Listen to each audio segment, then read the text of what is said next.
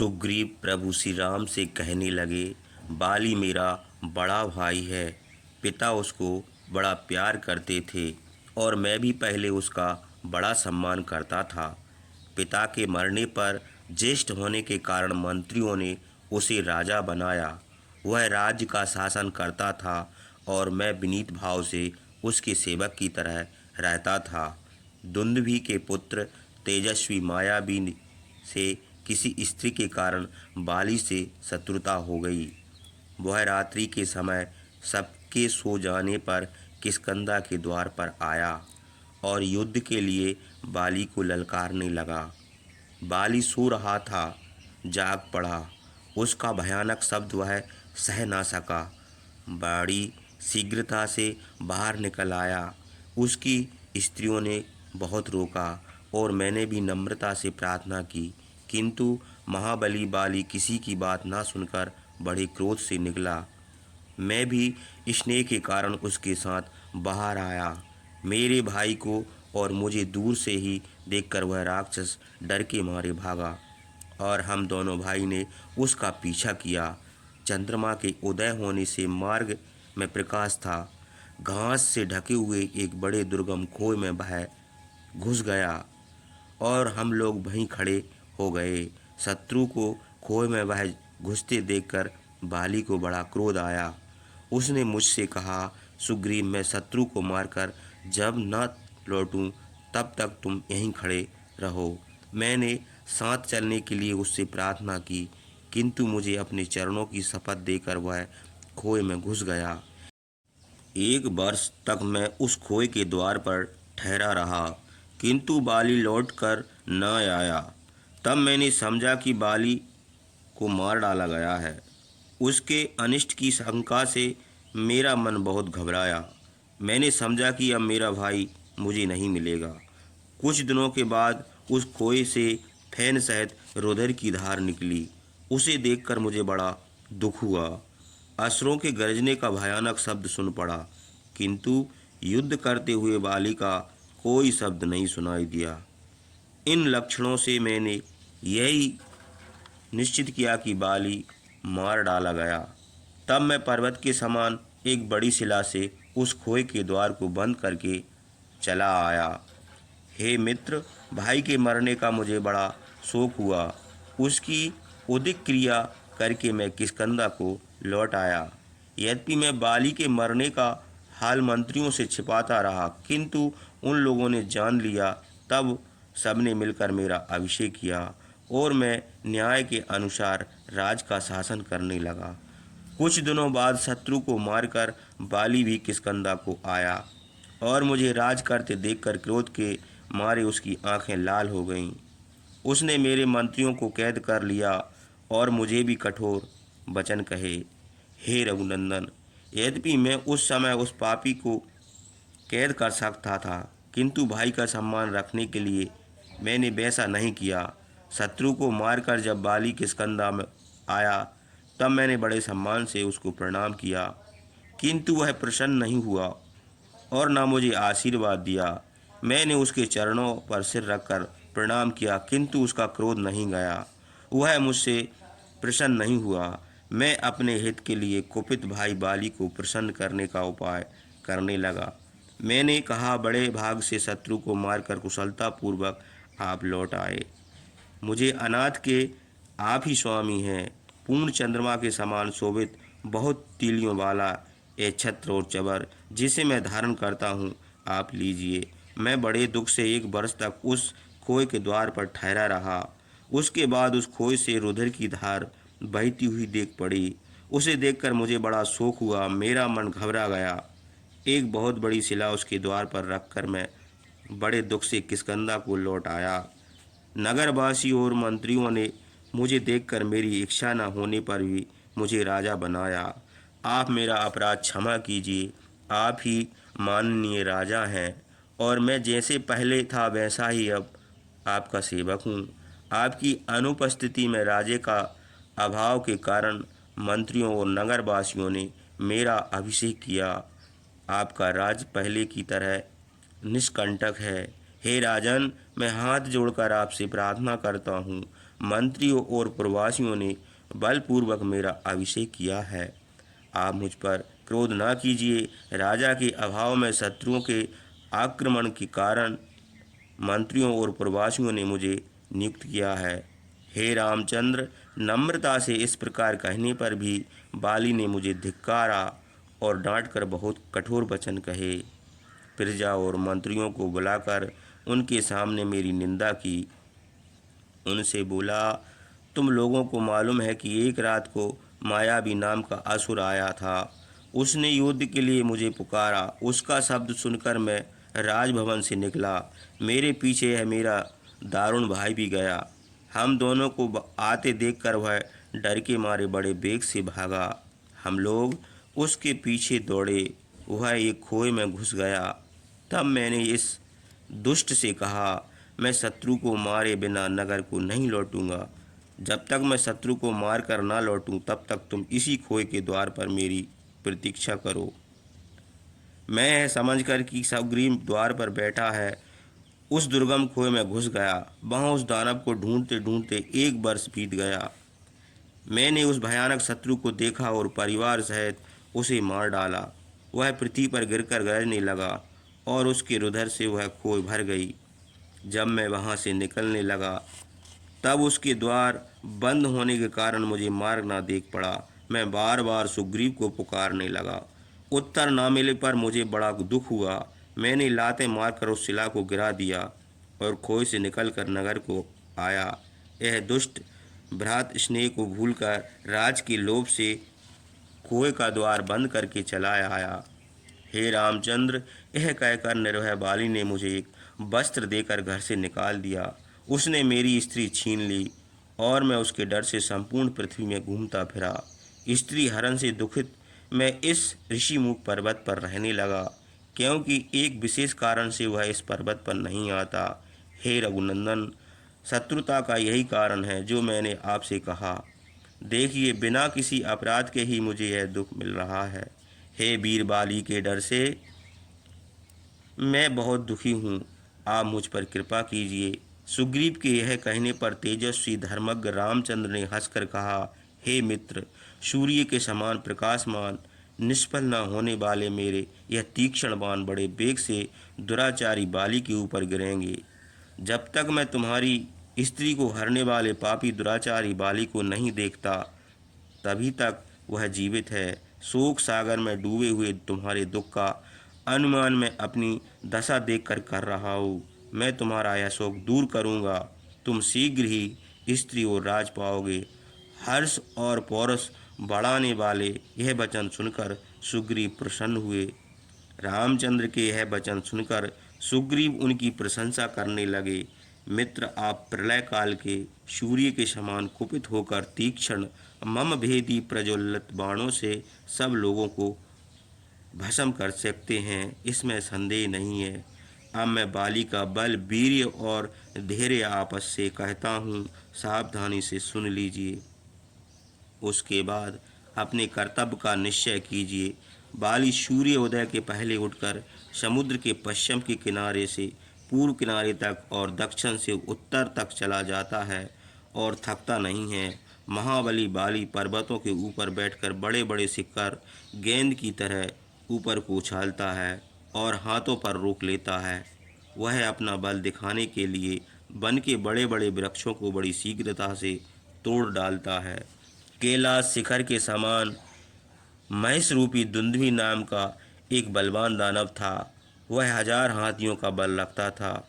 एक बार वह दुष्ट वरदान पाने के कारण मोहित होकर अपने बल के गर्व से समुद्र के पास गया और उनका अनादर करके बोला कि तुम मेरे साथ युद्ध करो। धर्मात्मा समुद्र ने काल से पीड़ित उस दानव से कहा, हे वीर, मैं तुमसे युद्ध नहीं कर सकता। जो तुमसे युद्ध कर सकता है उसे बतलाता हूँ, सुनो। महावन में हिमवान नाम से प्रसिद्ध एक पर्वत है। उस पर महर्षिगण तपस्या करते हैं और बहुत से झरने झरते हैं। वे भगवान शंकर के असुर हैं। वहीं तुमको युद्ध में प्रसन्न करेंगे। समुद्र को डरा हुआ जानकर वह असुर धनुष से छूटे हुए बाण के समान शीघ्रता से हिमालय के पास गया और उसकी बड़ी बड़ी शिलाएं हाथियों के समान फेंकने और गरजने लगा। तब श्वेत मेघों के समान स्वच्छ शांत स्वरूप हिमालय अपने शिखर से बोला, हे धर्म वत्सल, मैं तपस्वियों का आश्रय हूँ। मैं युद्ध करना नहीं जानता। यदि अब मुझे कलेश देना तुमको उचित नहीं है। बुद्धिमान हिमालय के यह वचन सुनकर दुंदुभि क्रोध से लाल आंखें करके बोला, यदि तुम मुझसे युद्ध नहीं कर सकते अथवा मेरे डर से युद्ध करना नहीं चाहते तो जो कोई मुझसे युद्ध कर सकता है उसे बताओ। उसकी यह बात सुनकर बोलने में चतुर धर्मात्मा हिमालय ने कुपित होकर वह बात कही जो पहले किसी ने नहीं कही थी। हे वीर, रमणीय के कंदा नगरी में इंद्र का पुत्र पराक्रमी बाली नाम का बानर रहता है। वह वही युद्ध करने में निपुण है। जैसे नमूची के साथ इंद्र ने युद्ध किया था वैसे ही वह बलवान बानर तुम्हारे साथ युद्ध करेगा। यदि युद्ध करने की तुम्हारी इच्छा है तो शीघ्र उसके पास जाओ। वह युद्ध करने में बड़ा वीर और दुर्धर्ष है। हिमवान के यह वचन सुनकर दुंदुभि बड़े क्रोध से किष्किंधा नगरी को चला। महाबली दुंदुभि तीक्ष्ण सींगों वाले भयानक भैंसे के रूप धारण करके वर्षा काल के महामेघ के समान किष्किंधा के द्वार पर आकर पृथ्वी को कपाता हुआ नगाड़े के शब्द के समान गरजने लगा। वह वृक्षों को तोड़ने, खुरों से पृथ्वी को खोदने, हाथी के समान बड़े गर्व के साथ अपने सींगों से नगर के द्वार को तोड़ने लगा। उस समय बाली अंतःपुर में था। उसका गरजना सुनकर वह सह न सका। तारागण समेत चंद्रमा के समान अपनी स्त्रियों के साथ निकल आया। नगर के द्वार पर आकर बानर राज बाली ने संक्षेप से स्पष्ट शब्दों में दुंदुभि से पूछा, हे महाबली दुंदुभि, तुम नगर का द्वार रोककर क्यों गरज रहे हो? मैं तुमको जानता हूँ, तुम अपने प्राणों की रक्षा करो। बाली के यह वचन सुनकर वह क्रोध से लाल आंखें करके बोला, हे वीर, स्त्रियों के सामने वीरता के वचन ना कहो। मुझसे युद्ध करो, मैं तुम्हारा बल देखूं, अथवा मैं आज की रात अपना क्रोध रोक रखूंगा। सूर्य उदय तक अपनी स्त्रियों के साथ भोग कर लो। तुम वानरों के राजा हो, यतिव उनको गले से लगा लो। अपने परिवार के लोगों से मिल लो। किष्किंधा नगरी को अच्छी तरह देख लो और अपने समान किसी को राज्य का भार सौंप दो। आज की रात अपनी स्त्रियों के साथ ब्याह कर लो। कल मैं तुम्हारा दर चूर करूँगा। असावधान मत वाले, अस्त्रहीन और स्त्रियों को साथ लिए हुए तुम्हारे समान पुरुष को मारने से गर्भ गिरने के समान पाप लगता है। अतएव तुम सावधान हो जाओ। दुंदुभि की यह बातें सुनकर बाली को बड़ा क्रोध आया। उसने तारा आदि स्त्रियों को अंतःपुर में भेजकर उस मूर्ख दानव से हंसकर कहा, यदि तुम युद्ध से नहीं डरते तो मुझे स्त्रियों के साथ रहने वाला मत न समझो। यह मदपान युद्ध के लिए है। बाली ने यह कहकर अपने पिता इंद्र की दी हुई सुवर्ण की माला पहनी और बड़े क्रोध से युद्ध के लिए खड़ा हो गया। पर्वताकार दुंदुभि की सींगें पकड़कर उसे घुमाने और गरजने लगा। बाली ने उसे पटक दिया। उसके कानों से रुधिर बहने लगा। विजय चाहने वाले दोनों वीर बड़े क्रोध से भयानक युद्ध करने लगे। इंद्र तुल्य पराक्रमी बाली घूंसों, लातों, टहनों, शिलाओं और वृक्षों से दुंदुभि को मारने लगा। दुंदुभि भी बाली पर प्रहार करने लगा। थोड़ी देर बाद दुंदुभि थक गया। तब बाली का बल और भी बढ़ा। उसने दुंदुभि को उठाकर पृथ्वी पर पटक दिया और पीस डाला। दुंदुभि घायल हो गया। उसकी नाक और कान से रुधिर की धार बह चली। वह महाकाय राक्षस यमलोक को चला गया। बलवान बाली ने दुंदुभि का अमृत शरीर उठाकर बड़े वेग से 4 कोस पर फेंक दिया। फेंके हुए दुंदुभि के मुंह से रुधिर की बूंदें निकलकर वायु के वेग से मतंग ऋषि के आश्रम पर गिरीं। अपने आश्रम पर रुधिर की बूंदें देखकर महर्षि को बड़ा क्रोध आया। वे मन में सोचने लगी, यह किसका काम है?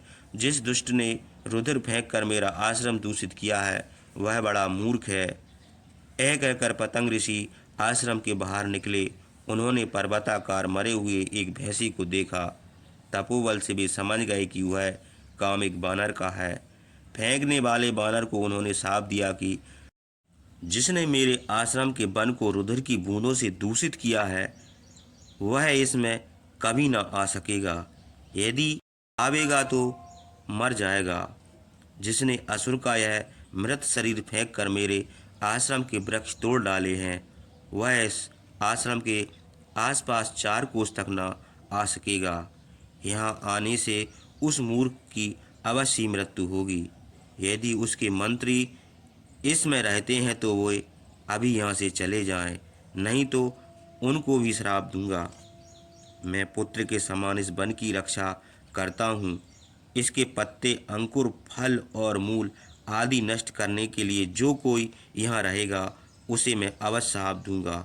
मैं आज तो क्षमा करता हूँ, किंतु कल जिस बानर को यहाँ देखूंगा वह विशाल रूप होकर हजारों वर्ष पड़ा रहेगा। मतंग मुनि का यह श्राप सुनकर सब बानर इस वन से किष्किंधा को भाग गए। उनको देखकर बाली ने पूछा, तुम लोग मतंग के वन से भागकर मेरे पास क्यों आए हो? कुशल तो है। बाली के यह पूछने पर बानरों ने अपने आने का कारण बताया। मतंग ऋषि ने बाली को शाप दिया था, वह भी बानरों ने कहा। बानरों की बातें सुनकर बाली मतंग ऋषि के पास गया और हाथ जोड़कर प्रार्थना करने लगा, किंतु महर्षि प्रसन्न नहीं हुए। वे आश्रम के भीतर चले गए। बाली सांप से भयभीत होकर लौट गया। सांप के डर से वह ऋषि मुख पर्वत पर नहीं आता, इसकी ओर देखने का भी इच्छा नहीं करता। यही समझकर कि बाली का यहाँ प्रवेश नहीं हो सकता, मैं अपने मंत्रियों के साथ यहाँ निर्भय रहता हूँ। हे रामचंद्र, दुंदुभी की हड्डियों का यह ढेर जो पर्वत के समान दिख पड़ता है महाबली बाली ने फेंका था। जो यह बड़े शाखाओं वाले साल के भारी 7 पेड़ देख पड़ते हैं, महाबली बाली इनको हिलाकर इनके सब पत्ते गिरा सकता है। हे मित्र, मैंने बाली के असाधारण बल वीर्य का यह परिचय दिया, आप उसे युद्ध में कैसे मारेंगे? सुग्रीव की यह बातें सुनकर लक्ष्मण ने हंसकर पूछा, किस काम के कारण से तुमको बाली का बद विश्वास होगा? सुग्रीव ने उत्तर दिया, महाबली बाली ने एक एक करके कितने ही साल वृक्षों को गिरा दिया है। यदि रामचंद्र इनमें से एक वृक्ष को एक बाण से भेद दें और इससे मरे हुए महिषासुर की हड्डियों को एक लात मारकर 200 धनुष की दूरी पर फेंक दें तो इनका पराक्रम देखकर मुझे बाली के वध का विश्वास हो। यह कहते हुए सुग्रीव की आंखें लाल हो गईं। थोड़ी देर सोचकर वे फिर बोले, बाली बड़ा वीर है, उसका बल और पौरुष प्रसिद्ध है, उसे युद्ध में कोई जीत नहीं सका। उसके दुष्कर कामों को देखकर देवता भी चकित हो जाते हैं। इसी से मैं बहुत डरता हूँ और इस ऋषिमुख पर्वत पर रहता हूँ। उस अजय दुर्धुष बाली का पराक्रम स्मरण करके इस पर्वत को नहीं छोड़ता। यहाँ बाली के डर से हनुमान आदि अनुरक्त मंत्रियों के साथ शंकित और घबराया हुआ रहता हूँ।